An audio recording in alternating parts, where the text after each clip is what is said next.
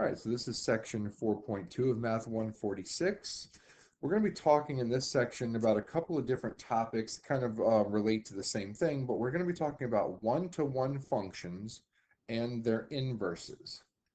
So in order to understand what a one-to-one function is, we probably should kind of reiterate what a function is. Okay, most of us have dealt with it. We know that, f of x represents a function, but what actually is that? Well, by mathematical definition, a function is such that the domain of the function cannot yield different outputs. So basically what that means, if I were to have whatever the function is and I plug in 2, that can't give me two different y values. It cannot give me two different output values.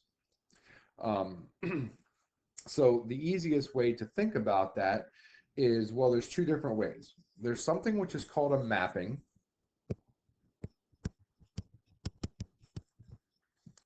which basically says, okay, this over here is my domain, and this over here is my range. Whatever my domain is, this thing right here can only map to one specific place over here. Okay, I cannot have something here that maps to a specific value here, but a different value in the range. Okay, that does not work. That's not a function. So let's get rid of that because it doesn't work.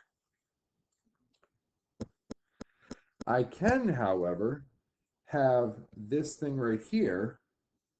Whoops. Sorry about that.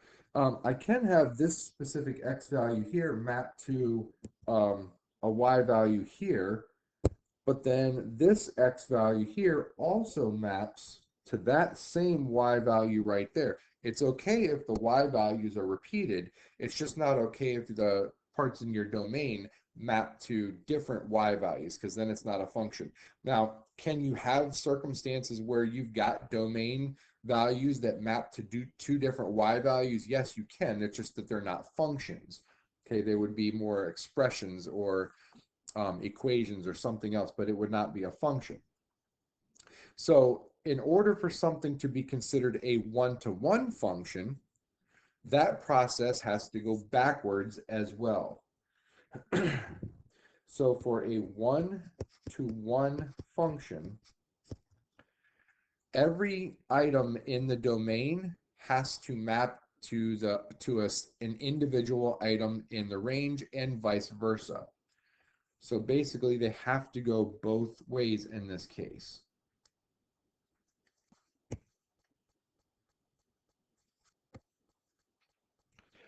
So in slightly easier terms to understand, we'll just, because typically we use x and y, even though it doesn't have to be x and y, we'll say every x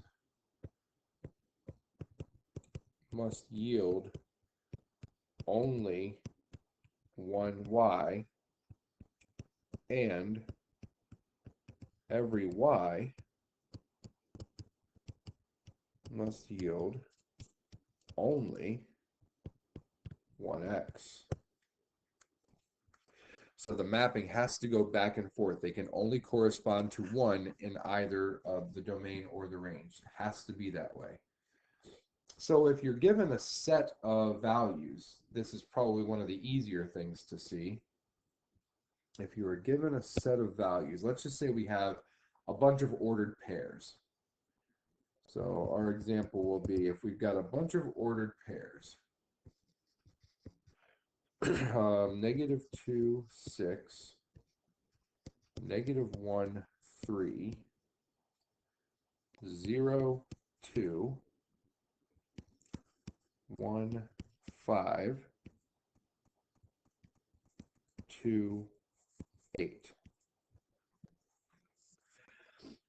If you were to simply look at these and say, okay, -2 maps to 6, which means that 6 can only map to -2 from the y to the x, look at the values. There are no repeated values of x, which is good. That means it is a function. So none of these x values repeat, and none of the y values repeat. which means that those y values are only going to map to a single x, and these single x values are only going to map to a single y. Okay, it's real easy to tell if you're given, like I said, just a set of ordered pairs. If we're thinking about this graphically, and this is probably the most important way of looking at this, we hopefully should remember that to verify something as a function, it must pass what is called the vertical line test. So something like your standard parabola, something that looks like that, is a function. It passes the vertical line test everywhere, right? Because there is no place on here that I can draw one vertical line and it's going to hit this graph at any more than 1 point. So that does pass the vertical line test. In order for something to be one-to-one, it also must pass what is called the horizontal line test. And in this case, this completely fails the horizontal line test. So the function y equals x squared, in this case, if that's just a standard parabola, it's not graphed the right way. Yes, I do know that. But something like y equals x squared, that will fail the horizontal line test. This would not be a one-to-one function. And the reason for that is, again, this specific y value, oops, let's do that in red, this specific y value and that specific y value map to two different x values down here. So it's not one-to-one. In order for something to be one-to-one, it must pass to be one-to-one. The graph must pass both the vertical and horizontal line tests. And if it does, it will be a one-to-one function. So a nice example of that you can see graphically that would be one-to-one would be a standard y equals x cubed graph, which will look something like this. So y equals x cubed would be one-to-one because you can see that on here there's no place that I can graph a horizontal line that it's going to ever hit more than one time, right? Right here's good, here's good, here's good. Everywhere you go, it's going to hit only one time using the horizontal line test. And of course, y equals x cubed is also going to pass the vertical line test for the same reasons. So something like that would be one-to-one. And again, the main crux of the idea is that every x maps to only one y, every y maps to only one x. Okay, that is probably the most important part.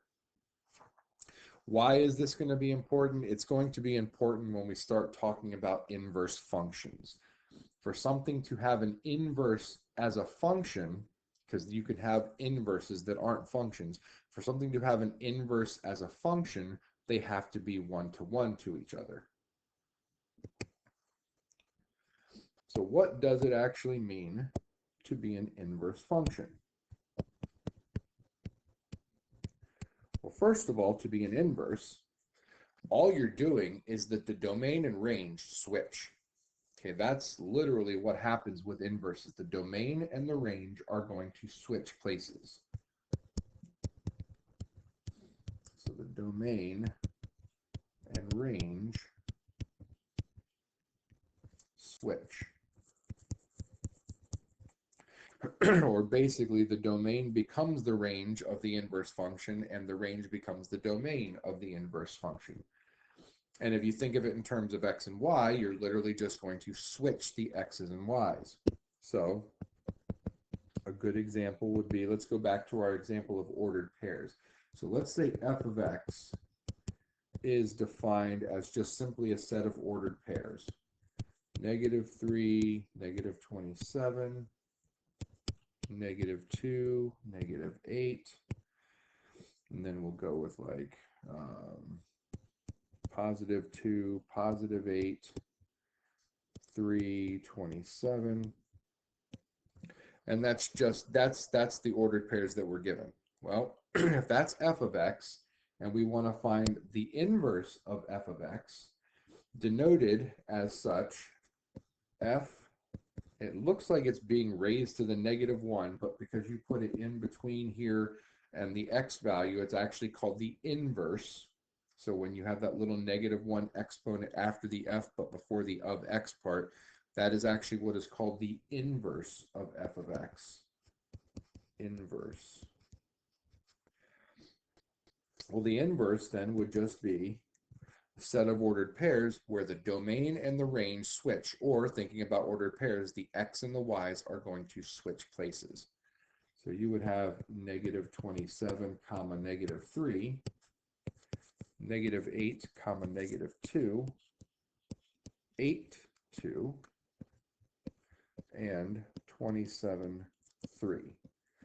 That would be the inverse of f of x. And how do I know that this works? How do I know that that's an inverse function?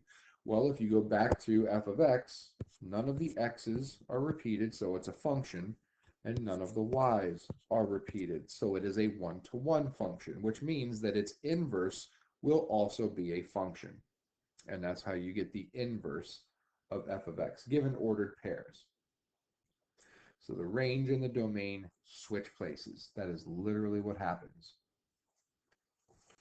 So if you think back to section 4.1 that we did one example where we verified that two functions inverses were the same value. Okay, and that's actually quite an important thing. If you remember, both of them simplify to the value x. For something to be an inverse function, this is literally the definition, that f inverse of f of x has to equal x, and f of f inverse of x also has to equal x. If those two things are true, then the two functions are going to be inverse functions of each other. Okay, so basically if you've got any two functions and you want to verify whether they are actually inverse functions, you're going to do the composites in both directions, and if they both simplify to x, then it would be an inverse function. So let's do what should be a relatively easy example of that. Let's say we're trying to figure out whether these two given functions are inverses. So we'll say that f of x is x cubed, and g of x is the cube root of x.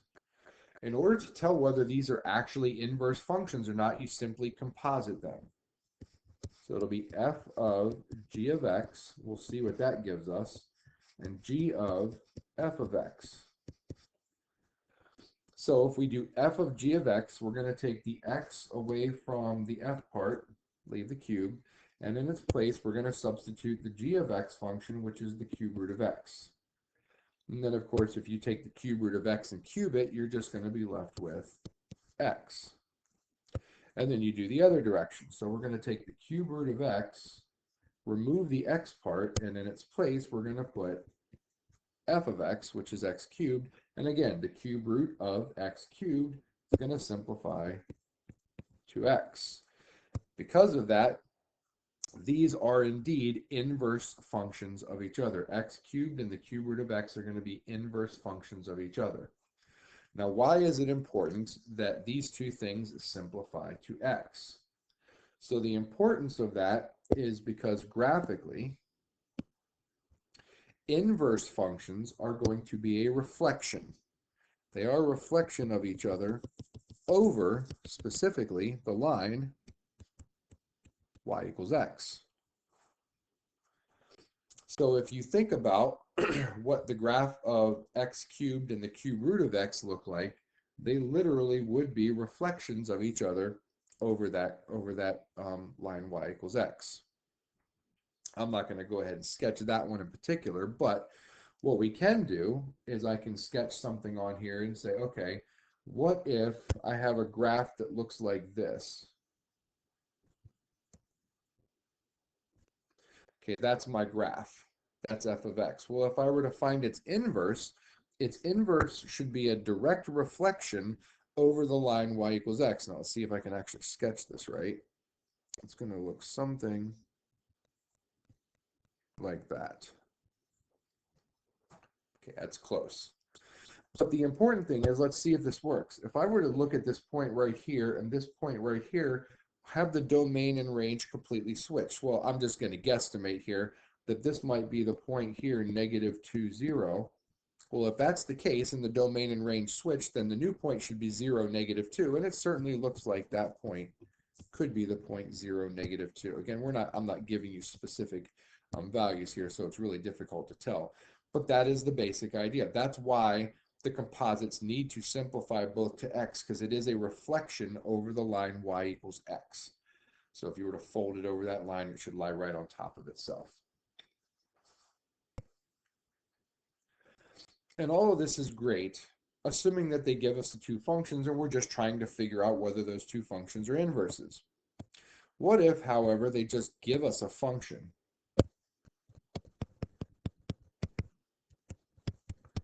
and they tell us to find the inverse? So, for example, let's say that f of x is 2x plus 3. And they want us to find the inverse of that function. Okay, so to find the inverse, it's basically a four-step process. I always break this down into 4 steps. The very first step is if they're calling it f of x, well, first of all, you know that the original is a function because they're calling it f of x. But change f of x to something more usable like y. We're used to using y for f of x. So that's your first step. The second step, and this is the idea of a function, again, the domain and range switch. So literally, we are going to switch the variables that represent the domain and range. So where there's a y, I'm going to put x. Where there's an x, I'm going to put y. We are switching the domain and range. So I will put an x here and the y there. And now because we're trying to find the inverse, we're going to solve that for y. So we would subtract 3. And then we would divide both sides by 2.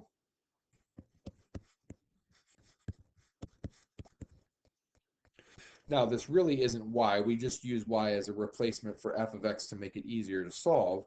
So this x minus 3 over 2 is actually the inverse function of f, so we need to actually label it as such. So this will be x minus 3 over 2 is going to be equivalent to the inverse function of f. And then if you wanted to, you could certainly composite this with the original in both directions, and you would see that they both simplify to x. So that's how you actually find an inverse function. So again, change f of x or g of x or h of x, whatever they give you, change your function notation to y, switch the x's and y's, regardless of how many there are. This was a really simple one, but switch them, solve for y, excuse me, and then don't forget to replace y at the end with the proper inverse notation. So let's try one that's just a little bit more difficult. And it's just more algebraic. It's not like it's a really hard problem, but it's more algebraic. So let's find the inverse function if f of x is given to us as 2x plus 1 over x minus 1. And this is going to be a function of x for the domain as long as x doesn't equal positive 1. So that's going to be kind of important at the end. But one way or the other, we still want to find the inverse. So the first step is simply to change our function notation to a more usable variable y. And everywhere there's an x, we're now going to switch the domain and range. So everywhere there's an x, we're going to plug in y. Everywhere there was a y, we're going to substitute x. So now we're going to get x equals 2y minus 1. Oh, excuse me, 2y plus 1 over y minus 1. And now we need to try and solve that for y. Well, we've got y in the numerator and the denominator. Definitely have to get y out of the denominator. So let's go ahead and multiply y minus 1 to both sides. So we'll have x times y minus 1 equals 2y plus 1. In order to solve for y, I've got to get the y out of the parentheses, so let's distribute the x.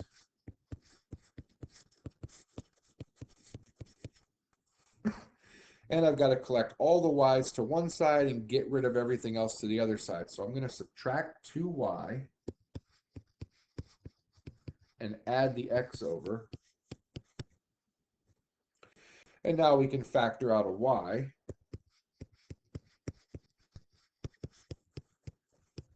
And to solve for y, we'll simply divide both sides by x minus 2.